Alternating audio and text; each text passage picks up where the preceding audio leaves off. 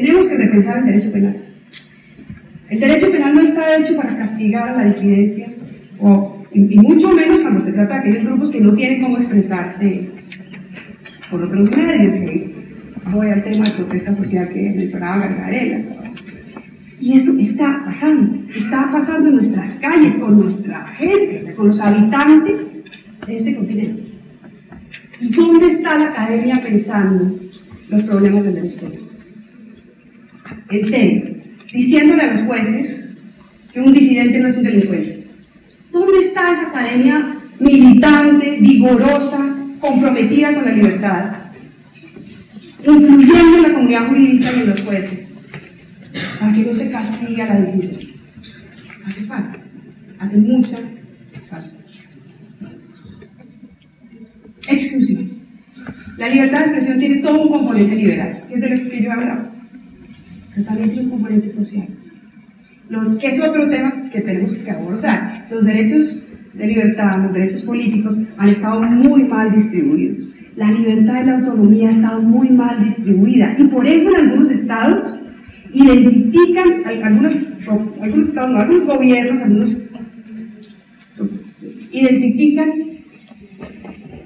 a los derechos de libertad, a los derechos civiles como privilegios, y entonces creen que los pueden suprimir, porque consideran que como han estado tan mal distribuidos, y en efecto han sido privilegios, entonces suprimirlos no significa sino suprimir el privilegio. Eso no es cierto. Hay que suprimir el privilegio, no suprimiendo el derecho, haciéndolo accesible a todos. Y la libertad de expresión no es una excepción. El acceso al proceso comunicativo, por supuesto, ha estado limitado. Por supuesto que ha sido un privilegio. Y ha sido un privilegio primero porque no hay leyes antimonopolio, y porque se ha monopolizado todo el acceso a la radio, a la televisión, pero segundo porque tampoco hay leyes, digamos, de diferenciación positiva que permitan el ingreso de nuevos grupos a ese proceso comunicativo. Grupos totalmente invisibilizados. Nosotros no conocemos las demandas de los grupos indígenas. No sabemos cuáles son los problemas de los afros, de las mujeres madres cabeza de familia, de las comunidades pobres que han logrado superar de alguna manera, contra toda la adversidad, ciertas condiciones de pobreza, acudiendo a procesos de trabajo colectivo que no se conocen. No conocemos sus demandas, sus necesidades, sus intereses, porque no pueden acceder de manera vigorosa, permanente, sistemática al proceso comunicativo. Eso tiene que ver con la libertad de expresión, porque la libertad de expresión, claro que sí hay que garantizarla para todos y para todas. ¿Dónde está la academia pensando esos temas aburridos de la asignación de frecuencias de radiodifusión? Claro que es aburridísimo. Cuando yo llegué a la relatoría y vi eso, pues me demoré mucho en entender la diferencia entre AM y FM. Hay que trabajar en ese tema. Y el derecho tiene que asociarse con otras disciplinas. Y en eso los Andes y otras universidades, particularmente yo creo que los Andes hacen un ejemplo. Tenemos que trabajar con los que saben de esos temas y lograr traducir al lenguaje jurídico las demandas de esos grupos que no solamente están peleando contra los monopolios, sino que necesitan urgentemente mayor diversidad para poder gozar de ese derecho que hasta hoy no puedo gozar. Y el último tema es el tema de la impunidad.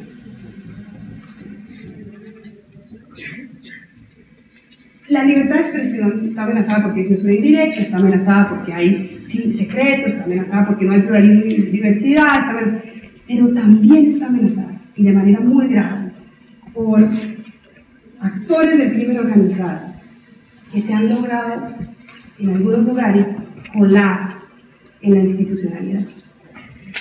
¿Qué necesita el crimen organizado? Silencio. Necesita clandestinidad.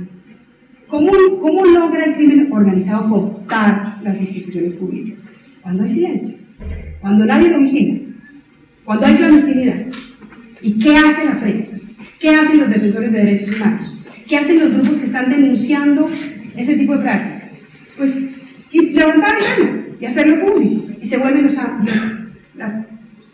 primeros amenazados y, por supuesto, asesinados, agredidos, desplazados por ese crimen organizado, que además tiene la potencialidad en algunos países de infiltrar algunas instituciones.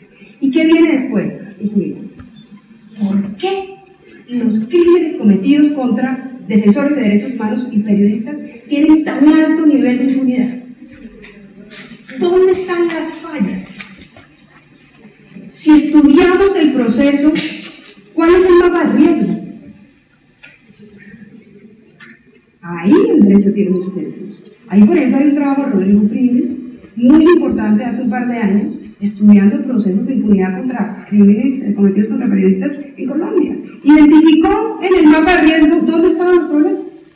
¿Cómo funciona? No era ni siquiera una concertación del poder de los fiscales y los jueces para... No, es que simplemente el derecho fallaba.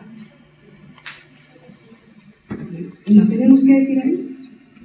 O sea, cuando están asesinando a la gente, hay territorios de este continente silenciados. Silenciados. Nosotros conocemos mucho ese mundo. Las masacres que se dieron en este país no se hubieran podido dar sin ese silencio. O por lo menos no hubieran podido ser tan crueles y tan sistemáticos.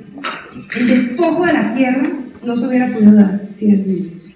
Y la prensa, que yo creo que hace una prensa increíblemente valiente en el centro, no tenía muchas veces cómo saber lo que pasaba en la periferia. Y hay procesos durísimos de autocensura. Y eso pasa en otros países. Necesitamos frenar la impunidad, necesitamos que haya protección y que haya justicia.